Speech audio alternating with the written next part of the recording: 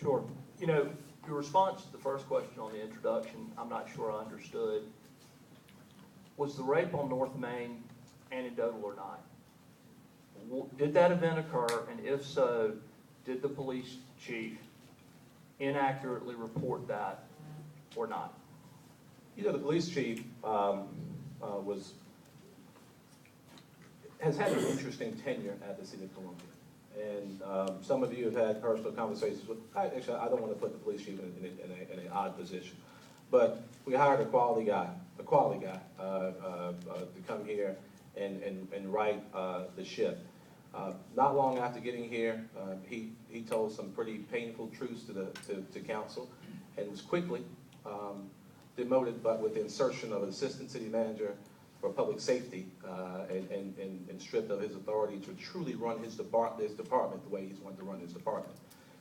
We have had a problem where dissent and people who want to truly make Columbia a safe city have not been allowed to do that. It's not been anecdotal. I got the email that I'm sure you also got from one of your supporters, Kirkman, about the rape. I actually believe the police officers when they tell me what's happening. And let me tell you, So the police chief is not telling the truth in the paper? You know, I won't hypothesize about whether or not Tandy occurred. I will tell you, I believe Somebody's not telling the truth about a rape. Sure. This is what breaks us down as a community. We have now got a story of a rape floating around. Did it happen? The police chief has told me that he can find no evidence or no report. The response I gave you in the beginning, Kirkman, was that the officer said, they called, you asked the question. Listen, if you want to preach, you can preach. If you want to answer, I'll be happy to give an answer. I'm waiting on the answer. Okay. The officer said that and Adam, I'm sure this may drive your story tomorrow, so have fun with it. That when they called for an investigator, that the investigator said, I can no longer work because I do not have overtime afforded to me. That was the response. This officer is an officer who's been on the force for a number of years. I believe him. I respect what he said. Now, whether in my discussion with the sergeant not long after the fact, he said, yeah, actually, that probably did happen, but I promise you that the sergeant assigned eventually sent an investigator. I don't doubt an investigator showed up eventually, Kirkman, but whether the investigator showed up when the officers called in response to the sexual assault in North Columbia, I believe that it didn't happen. I truly believe it. And if you want to make this an issue to attack my credibility, and I'd suggest you go in a different direction.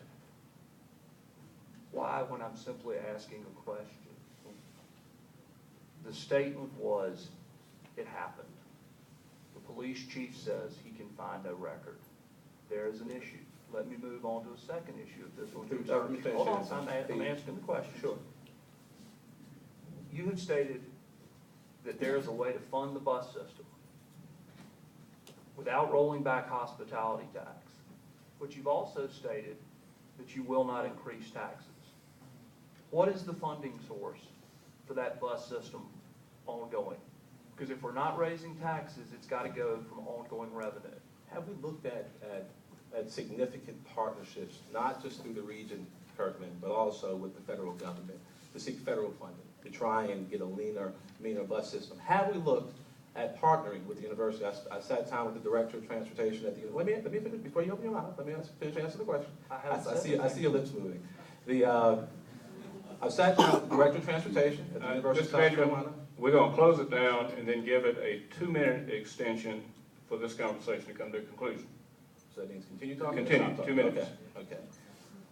Sat down with Derek Huggins, the director of transportation at the University of South Carolina, in other communities, like Chapel Hill. Some of you may have been in Chapel Hill, lived in Chapel Hill.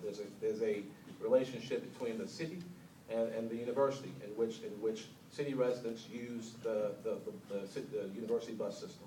There are solutions. There are solutions. Now, we may wind up at some point after a reason study having to find some other way to do it, Kirkman. But the difference is this. You spend your entire time telling us what we can't do, Kirkman. Telling us what we can't do. There are things that we can do. We are a community of people with incredible talents, incredible skills.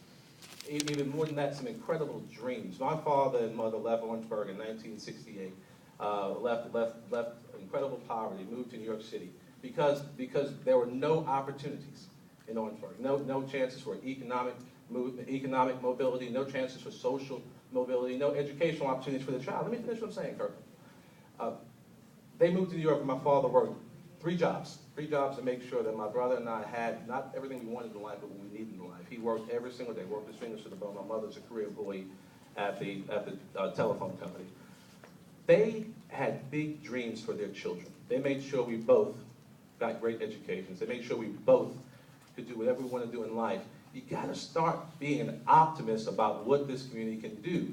You can't continue to tell the people of Columbia, well, we can do some things here, Kirkman. Well, Steve, then tell me what you're going to do.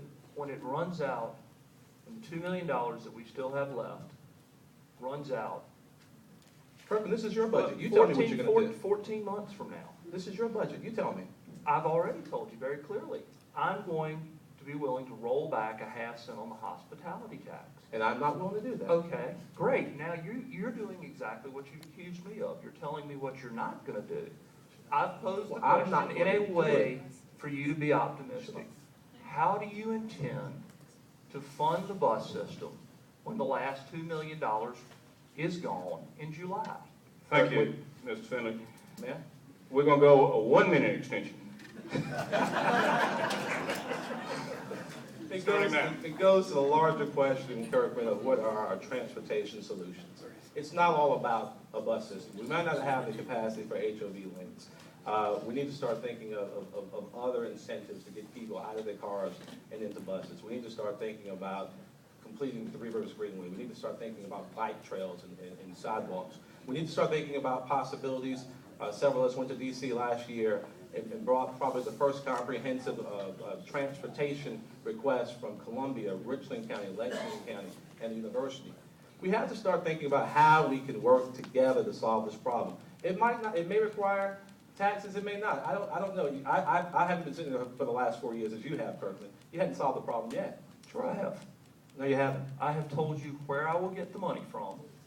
I've told you that it's an unpalatable solution. But what I have said is the bus system is incredibly important, and I'm unwilling to see it fail. Kirkman, Hold if you take the money away from the hospitality tax and the arts institutions, that's not a solution. Thank you, Mr. Midgen. Thank you, Mr. Finlay.